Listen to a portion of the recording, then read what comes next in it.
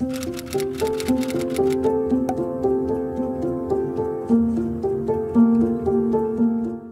guys, welcome back to my channel. I hope you're all doing really well today. So today I am in the mood to do a little bit of a clothing makeover, and I found a shirt that I think is a very good candidate for it. So I've recently been looking on the LoveShackFancy website, and I love their use of lace and the very bohemian romantic type of style that they have going on. So I'm taking some inspiration from a shirt I found on their website.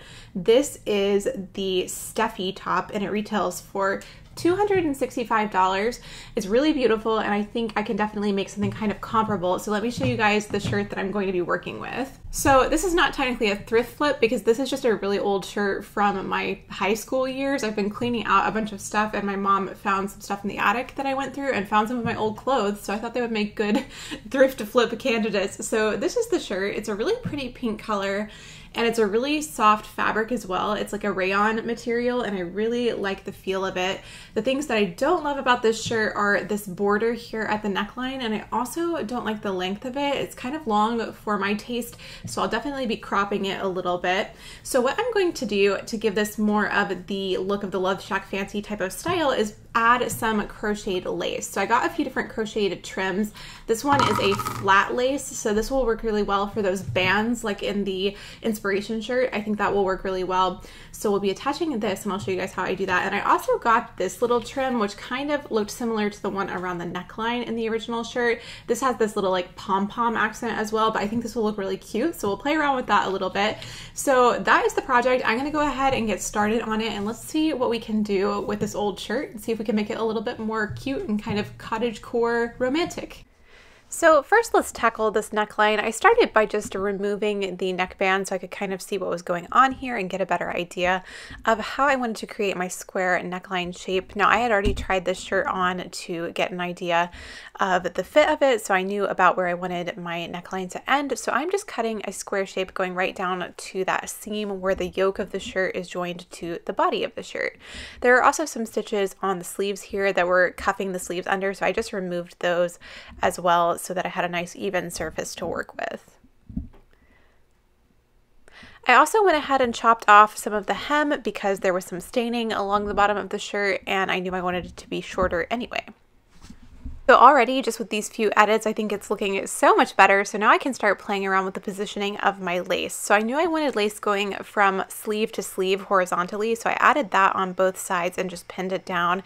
And then I'm also pinning two pieces of lace going from the hem all the way to the hem on the opposite side of the shirt over the shoulders. This is a really long piece that goes all the way down the shirt. So I just played around with the positioning for a while, making sure that my lace was cut really straight and everything looked really even and was pinned down securely.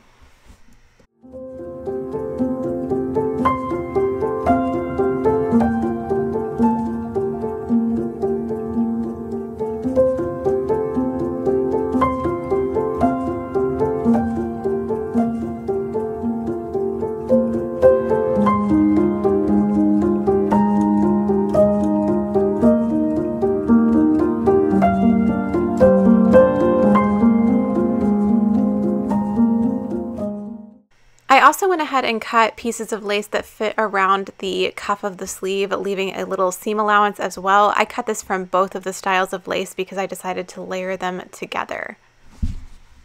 Okay, so I have the two long lace pieces going down the front and back, as well as the two neckline lace pieces pinned on to the shirt. So I'm going to go ahead and attach those now. And the way I'm going to do that is I'm going to use a really small zigzag stitch and stitch all the way along each side of the lace to secure it to the fabric. And that works really well to hide the stitching so you won't really see it. So I'm going to stitch on the outside of the lace, and then in a minute I'm going to cut away the fabric that's behind that to give it a more airy type of look. Then one other thing that I'm going to do, which I actually have one that I've done. Where did it go? Hold on. Oh, there it is. I dropped it on the floor. And then I'm also going to work on the piece for the sleeve. So I decided to combine the two laces together for this. So this one I've already done. So I've attached the small little bobbly lace to the thicker one by zigzagging it all the way around. So I'm going to do that with the second one as well, just putting the edges together and then using a zigzag stitch to attach that. And then when I finish that, I'll also zigzag to make it into a loop. So just folding that right sides together, zigzagging across, and making that into a loop to attach to the sleeve. So that's what I'm going to do, and I will check in with you guys here in a minute.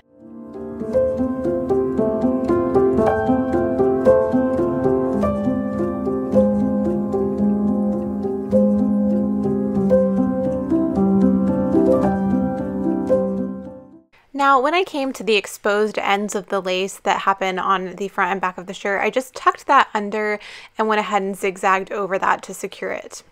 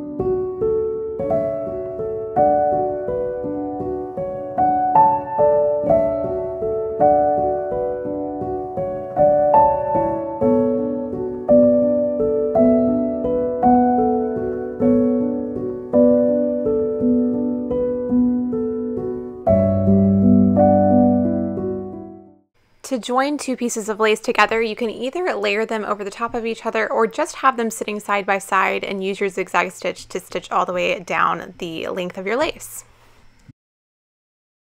Okay, so I just finished sewing all of the lace pieces on and they're looking really good. I think that worked really well. So what I'm going to do now is get a really small, sharp pair of scissors and I'm going to come in on the back side of the fabric and I'm going to trim away the fabric between the two rows of zigzag stitching. So this will allow the lace to just stand out on its own.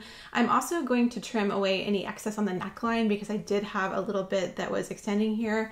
Now originally I thought I would put a little like V-shaped bit of lace in the middle, kind of like the original one from LoveShackFancy, but I actually really like the way this looks just more plain.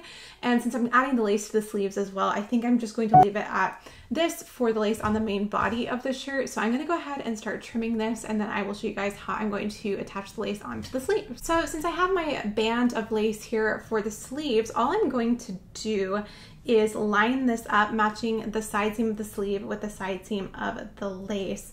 And I'm just going to overlap this a little bit here and pin it all the way around, and then I'll zigzag it here and then trim off any excess fabric so that the lace just extends on its own on the edge of the sleeve.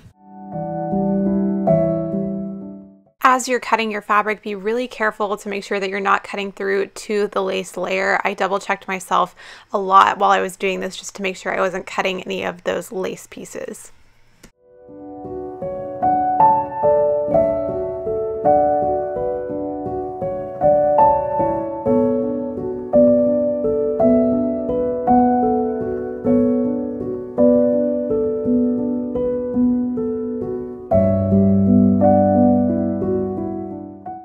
Okay, so several YouTube videos later, here is where I am on the shirt. So I've gotten all of the back trimmed on the lace on the main part, and then I've also gotten it added on the sleeves, and I really like how this looks. But because I love how this little bobbly edge looks on the sleeves, I think I'm going to add the same thing just to the outer part of the neckline. So I'm going to go ahead and add that trim all the way around the neckline, and then all that's left to do after that is to hem. And I'm just going to do a really simple double folded hem, so I'll show you guys that. But then I am going to go to bed because it's about 11 p.m. so I will get up in the morning and try this on and show you guys how it turned out.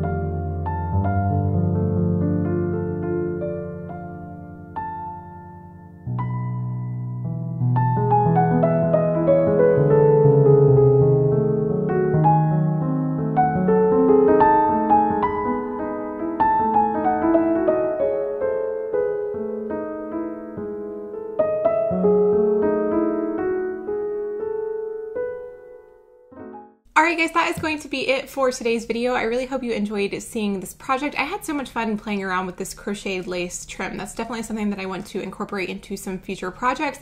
I used to work with lace a little bit more than I do now, and I forget that adding trim just makes your sewing a little bit more interesting, so I definitely want to do that again in the near future. It was a lot of fun, but I hope you enjoyed it. Thank you guys so much for watching and hanging out on my channel today. If you're not already subscribed to my channel and you would like to be, you can do that by clicking the red button down below, and that will allow you to stay notified when I post videos in the future. I post a lot of sewing content, so if that's what you're interested in, I will have a lot more coming your way. But thank you guys so much for watching and hanging out on my channel today, and I will talk to you in the next one. Bye!